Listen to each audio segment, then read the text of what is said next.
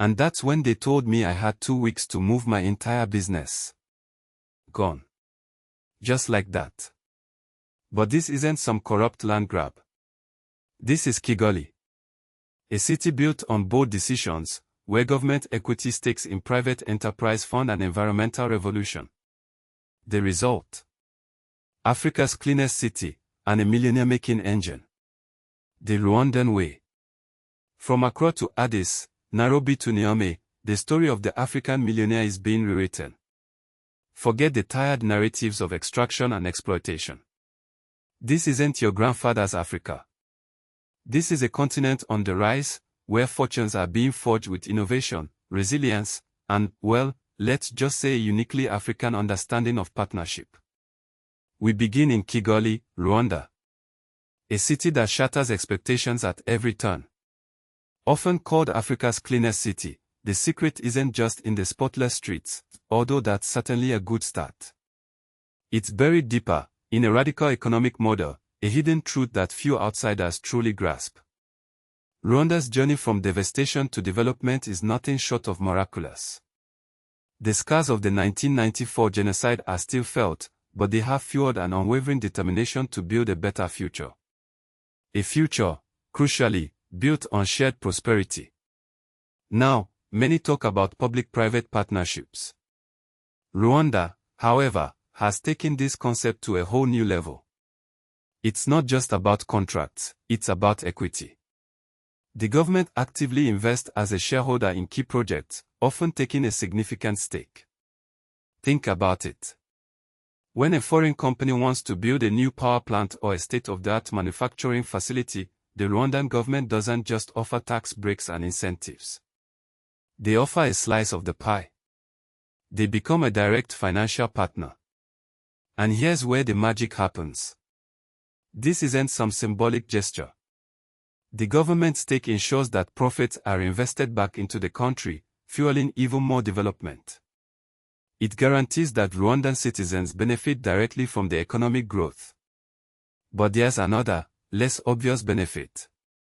The government's presence at the table, as a shareholder, allows them to enforce environmental standards, labor practices, and even aesthetic guidelines to an extent unheard of elsewhere.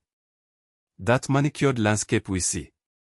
The ban on plastic bags enacted in 2008. It's not just about policy, it's about power. But wait. What happens if the company wants to leave?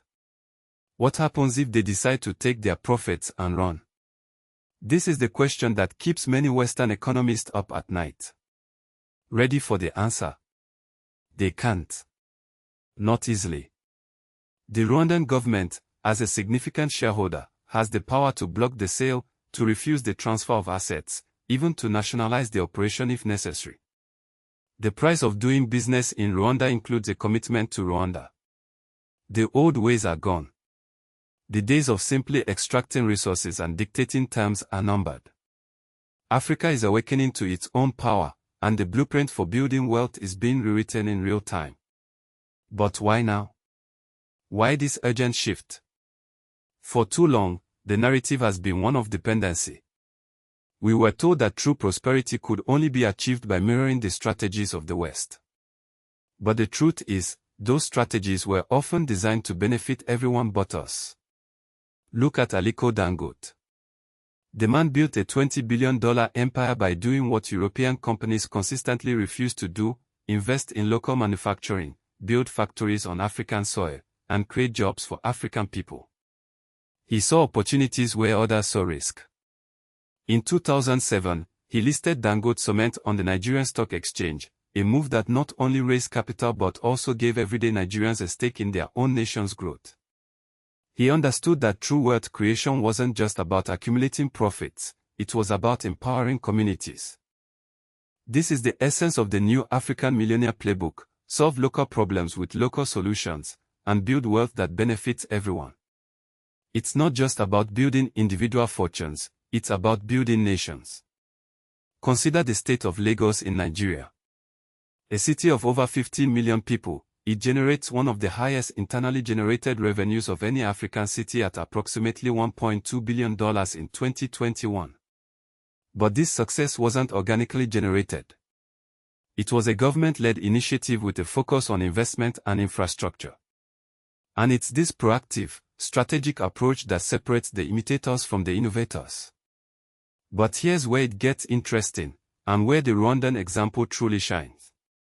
What if this kind of strategic government intervention, this proactive building of a foundation for wealth, wasn't just limited to stimulating the economy? What if the government became a major shareholder in the very companies they were nurturing, directly benefiting from the prosperity they helped create? So, Kigali's transformation is more than just a pretty picture. It's a blueprint. It's proof that strategic government equity, focused on public good, can yield massive returns, improving lives and attracting investment. And it all started with a clear vision and disciplined execution. For us watching today, this Rwandan model screams potential. It shows how African governments can actively shape their cities, prioritizing sustainability and citizen well-being. It's about smart investment creating a virtuous cycle of growth. Want to dive even deeper into strategies for building wealth and leveraging African opportunities?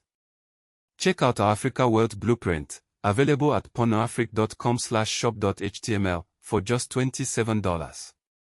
It's packed with insights to put you on the path to financial freedom.